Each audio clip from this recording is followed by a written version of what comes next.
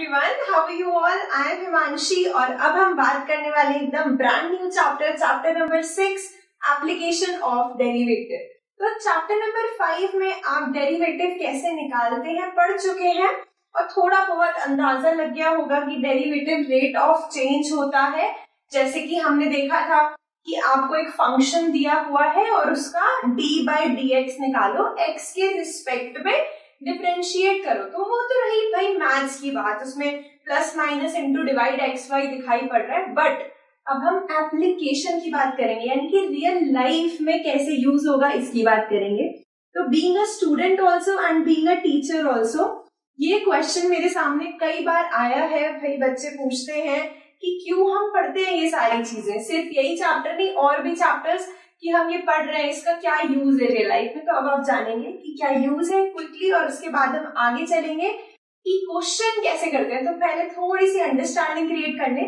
Derivative rate of change होता है, हमें पता है, लेकिन इसमें थोड़ा सा ऐसे अलग सा एक मसाला होता है इंस्टेंटेनियस का, यानी कि उस पर्टिकुलर समय पर जब आप चेक कर रहे हो उस समय पर किस हिसाब से एक चीज दूसरे के रिस्पेक्ट में चेंज हो रही थी, उसको हम डेरिवेटिव बोलते हैं। अब ये जो रिस्पेक्ट शब्द है कि इसके रिस्पेक्ट में, एक्स के रिस्पेक्ट में, उसकी बात हम करेंगे, समझेंगे क्या होता है। पहले यहाँ नजर डालो, मैंने क्या लिखा हुआ है, डाउनलोड स्पीड और वेलोसिटी।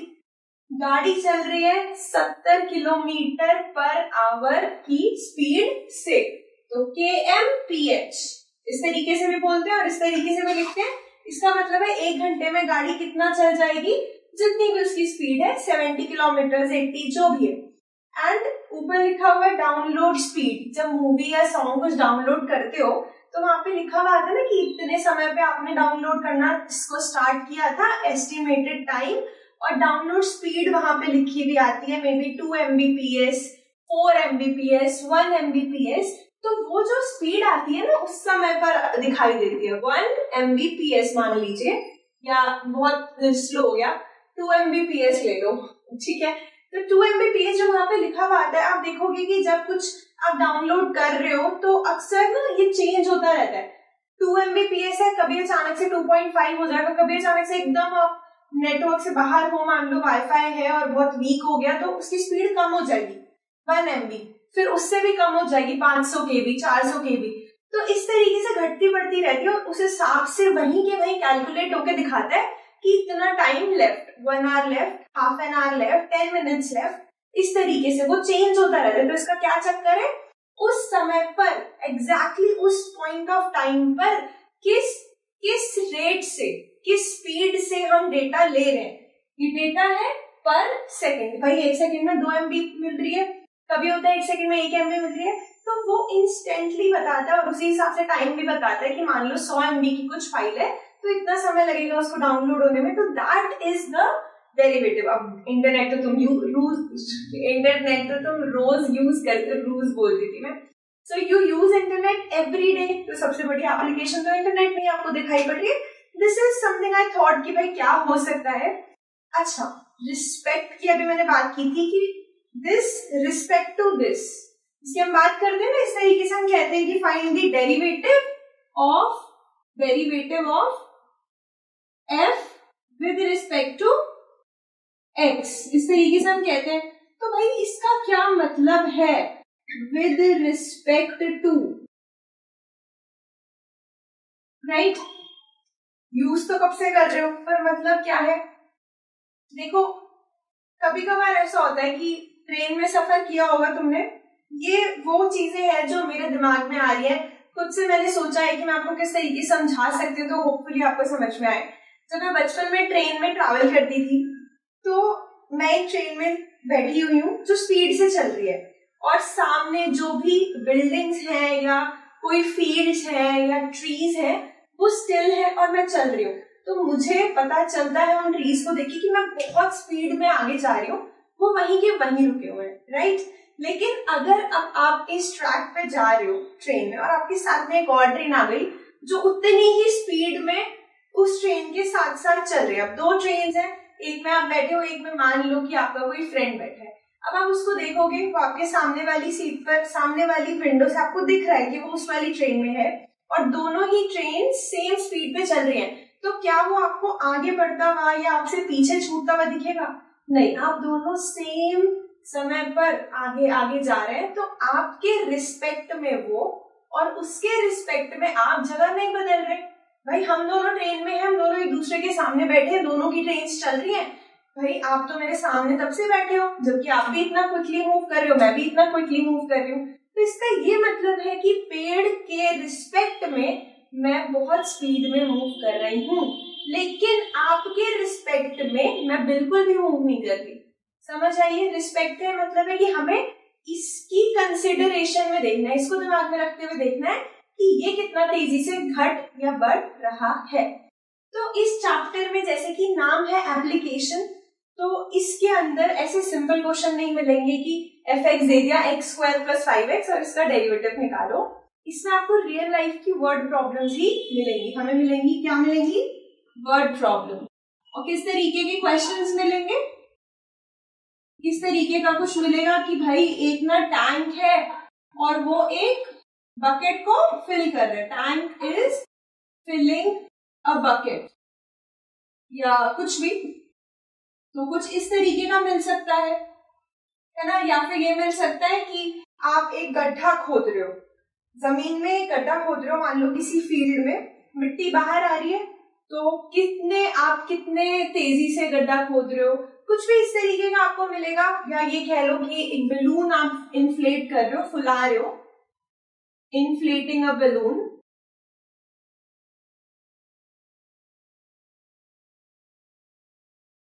भाई आप क्या कर रहे हो? एक गुब्बारा फुला रहे हो और वो बड़ा होता जा रहा है, तो उसके अंदर आप हवा दे रहे हो ना, यू आर ब्लोइंग इट, तो उसका वॉल्यूम बढ़ता चला जाएगा, उसका सरफेस एरिया भी चेंज होगा। तो इस तरीके के क्वेश्चन होंगे जिसमें कि क्या इन्वॉल्व होगा? एरिया इन्वॉल्व हो सकता है, वॉल्यूम इन्वॉल्व हो सकता है, सरफेस एरिया या एरिया कुछ भी, वॉल्यूम हो सकता है, और भी बहुत सारी चीजें। Maybe what can we say, balloon का क्वेश्चन मैंने आपको बता दिया।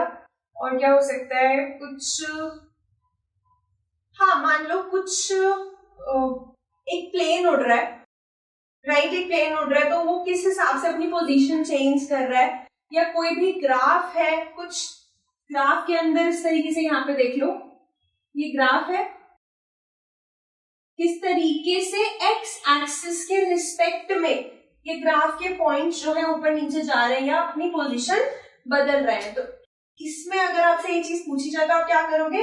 इसका ग्राफ का इक्वेशन लिखोगे और उसका डेरिवेटिव निकालोगे एक्स के रिस्पेक्ट में। तो ये सब चीजें हम बहुत कुछ करेंगे आगे, तो उससे पहले आप 1 मिनट का पॉज लो, ये सब अपने दिमाग में एब्जॉर्ब करो। मैं अब आपको कुछ स्टेप्स बताने वाली हूँ, I will write down all the steps, वो आप कॉपी करेंगे, उससे आपको समझ में आएगा कि जो क्वेश्चन है उसको हम कैसे सिंप्लीफाई, उसको हम क्विकली कैसे सॉल्व कर सकते हैं, तो स्टेप्स यूज करके तो चलते हैं आगे। हाँ जी, तो ये कुछ इंपॉर्टेंट पॉइंट्स है, इन 7 पॉइंट्स को छाप लो, बहुत काम आएंगे। पूरी 6.1 इसके बेस पे हो जाएगी, बड़ा ही सिंपल है, समझा भी देती हूँ। Give names two quantities involve, क्या बोल रहा है कि नेमिंग करनी है आपने। जैसे कि मान लो क्वेश्चन के अंदर आपको सबसे पहले आपने पढ़ा और बोल रहा है कि द वॉल्यूम इज इंक्रीजिंग, तो सबसे पहले क्लिक हुआ कि वॉल्यूम हमारी इन्वॉल्व है, तो आप बोल दो कि V फॉर वॉल्यूम, राइट। तो आप नेमिंग कर दोगे कि let V be the volume of जो भी है, या let S be the surface area, let A be the area. समझ आ रही है बात को? तो इस तरीके से नाम दे देना है। फिर write down the given data, यानी कि जैसे क्वेश्चन में अभी तक लिखते आए हैं ना कि गिवन क्या क्या है, टू प्रूव क्या क्या है, या टू फाइंड क्या क्या है, वो आपने चीजें लिखनी है। मान लो किस हिसाब से लिखनी है समझा देती हूँ, कंफ्यूज नहीं होना, यहाँ पे समझ लो, जब क्वेश्चन करोगे तब एक्चुअल अंडरस्टैंडिंग डेवलप होगी।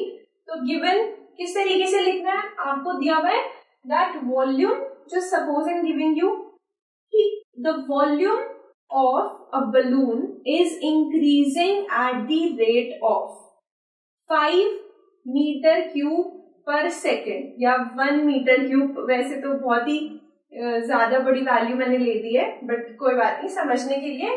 तो गिवन क्या है कि वॉल्यूम का रेट ऑफ चेंज दिया हुआ है क्या, 5 या फिर 1 बोला था मैंने, 1 मीटर क्यूब पर सेकेंड, ये चीज उसने दी हुई है। और rate of change of volume है, ये भी हमें पता है। V फॉर वॉल्यूम है, ये भी हमें पता है। और रेट ऑफ चेंज के लिए डेरिवेटिव लेना होता है, ये भी हमें पता है। अगर कहीं कंफ्यूजन है तो वो ये है कि नीचे मैंने T क्यों लिखा। तो इसको हम दो तरीके समझ सकते हैं, पहचान सकते हैं कि नीचे क्या लिखना है। पहला तो दिया हुआ है तो क्या लिखा है, 1 मीटर क्यूब पर सेकेंड, मतलब सेकेंड यानी कि नीचे टाइम आना चाहिए, टाइम के रिस्पेक्ट में चेंज बता रहा है ना कि 1 सेकेंड में 1 मीटर क्यूब बढ़ रहा है, तो इसका मतलब टाइम के हिसाब से चेंज होना चाहिए। समय को देखते हुए वॉल्यूम बढ़ रही है या घट रही है, दैट इज रेट। ठीक है। दूसरा तरीका पहचानने का क्या है, सेंटेंस जब आप पढ़ेंगे तो इस तरीके से होगा that volume is increasing at the rate of, कहीं और कुछ नहीं लिखा विद रिस्पेक्ट टू व्हाट, तो जब कुछ नहीं दिया मतलब समय के साथ ही बढ़ रहे हो या घट रहे हो। ठीक है।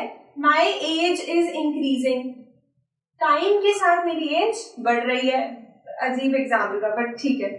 तो जब कुछ नहीं दिया हुआ तो अपने टाइम के रिस्पेक्ट में देना है, अदरवाइज वो आपको देगा इस तरीके से देगा कि द एरिया, या फिर मान लो वॉल्यूम ऑफ अ स्फीयर ले लेते हैं, गोल जो होता है, volume of a sphere is increasing with respect to the radius at या फिर equal to 5 metre cube per second या जो भी है।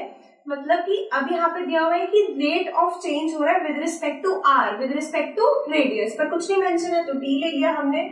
और जो हमें फाइंड करना है आपसे पूछ लेगा कि बताइए कि भाई एरिया किस हिसाब से चेंज हो रहा है, rate of change of area will be what, तो आपने यहाँ पे वो भी मेंशन करना है कि आपने फाइंड क्या करना है। ठीक है। एक चीज याद रखना है, नोट, इंक्रीज के लिए पॉजिटिव रेट ऑफ चेंज आता है, इंक्रीज मतलब पॉजिटिव रेट ऑफ चेंज, लेकिन डिक्रीज के लिए नेगेटिव आ जाता है। ठीक है। For decrease negative rate of change, ये बात ध्यान में रखनी है। मान लो वो आपको कह रहा है कि एक बैलून का rate of change of volume is -5 और आगे यूनिट है जो भी -5 सेंटीमीटर पर सेकेंड, तो इसका मतलब है वॉल्यूम घट रही है, यानी कि बैलून छोटा हो रहा है, उसकी हवा निकल रही है। माइनस दे रखा है अगर -1 सेंटीमीटर क्यूब पर सेकेंड, तो नेगेटिव मतलब घट रहा है। ठीक है। अच्छा आगे चले, don't forget to write units, जैसे कि हमने यहाँ पे क्वेश्चन में आपको दिया हुआ है ये यूनिट, उसी तरीके से अगर कहीं यूनिट नहीं लिखा हुआ है और आप कुछ फाइंड कर रहे हो, आपने अपनी तरफ से कुछ लिखा है, तो ध्यान में रखना है कि भाई क्या यूनिट होगा उसका वो मेंशन करना है। Whatever the unit is, you have to apply it. ठीक है। उसके आगे क्या लिखा है, distinguish between variables and constants. तो आपको क्वेश्चन में वेरिएबल क्या हो सकता है, एरिया हो सकता है, वॉल्यूम हो सकता है, या फिर कोई फंक्शन हो सकता है, ये सब वेरिएबल्स है। लेकिन कांस्टेंट में क्या हो सकता है, मान लो कि आपको बोल दिया कि एक बॉक्स है जिसकी लेंथ फिक्स है, आप ब्रेड्थ या हाइट बढ़ा घटा सकते हो, तो वहां पे कांस्टेंट लेंथ हो जाएगी। वो किस तरीके से होते हैं, A, B, L, M, generally इस तरीके के नेम्स होते हैं। तो वो आपने ध्यान रखना है कि क्या चीज फिक्स्ड है, फिक्स्ड है मतलब कांस्टेंट है, और जो चेंज हो रही है मतलब वेरिएबल है जो चेंज हो सकती है। ठीक है जी। फिर अगला पॉइंट है राइट डाउन दी फॉर्मूले इन बोल्ड। जैसे कि हमने इस क्वेश्चन में देखा था, जब मैं बता रही थी कि वॉल्यूम का दे रखा है आपको चेंज या डिक्रीज दे रखा है, तो आपने वॉल्यूम का फॉर्मूला मेंशन करना है। अब वॉल्यूम ऑफ व्हाट मेंशन करोगे, भाई स्फीयर अगर है, स्फीयर इन्वॉल्व है तो आप स्फीयर की वॉल्यूम का मेंशन करेंगे फॉर्मूला। अगर कोन इन्वॉल्व है तो कोन का फॉर्मूला मेंशन करोगे। अब इसके लिए ये सारे फॉर्मूले तुम्हें याद भी होने चाहिए, तो अच्छे बच्चों की तरह ये वीडियो खत्म होने के बाद आपने लिस्ट देखनी है गूगल से या फिर खुद से आपने वो फॉर्मूले लिखने हैं, पुरानी बुक पढ़ी हो तो वो लिख लो और एक सामने चिपका लो अपनी अलमारी पे या वॉल पे और उनको याद करो। फॉर्मूले बहुत काम आने वाले इस एक्सरसाइज में। ठीक है जी। फिर try and convert the function in one variable. मान लो कि आपको एक ऐसा फॉर्मूला मिल रहा है जिसमें कि 2 वेरिएबल है, जैसे कि आप कोन ही ले लो। कोन का वॉल्यूम क्या होता है, कोन का वॉल्यूम होता है 1/3 पाई आर स्क्वायर एच। तो पाई कांस्टेंट है, 1/3 भी कांस्टेंट है, आर और एच 2 चीजें हैं, आर और एच 2 वेरिएबल है इसमें। तो हम कोशिश करते हैं कि फंक्शन जो हम बना रहे हैं उसमें मिनिमम वेरिएबल हो तो जब हम क्वेश्चन करेंगे ये 2 पॉइंट्स और क्लियर होंगे। लास्ट पॉइंट है फाइंड समथिंग समथिंग एट या फिर व्हेन समथिंग इज गिवन। तो ये तो जब तुम क्वेश्चन करोगे तभी तुम्हें क्लियर होगा। क्वेश्चंस में गिवन होता है कि आपको फाइंड करना है dv by dt या फाइंड करना है dA by dt या कुछ भी when time is या when t is equal to 10 second, when you have to find like this if it is written कि find dA by dr by rate of change of area with respect to radius when r is 2 meter। अब यहाँ पे when लिखा है और ये when लिखा है, कभी कभार at होता है तो इसकी जगह पे at लिखा होता है। तो इस केस में क्या करना होता है, हमारा मूल मंत्र है पहले आप इवैल्यूएशन कर लेंगे, पूरा सब कुछ फाइंड कर लेंगे, लास्ट में जो निकल के आएगा फिर उसमें वो वैल्यू पुट करेंगे, कौन सी वैल्यू जो क्वेश्चन में गिवन होगी। ये तो जब क्वेश्चन करोगे तभी क्लियर होगा।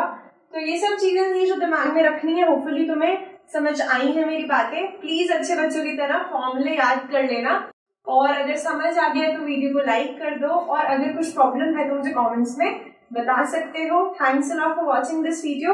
आपसे मिलेंगे अगले पार्ट ऑफ इंट्रोडक्शन में। तब तक के लिए हंसते मुस्कुराते रहो, पढ़ाई करते रहो, अपना ध्यान रखो। Bye bye.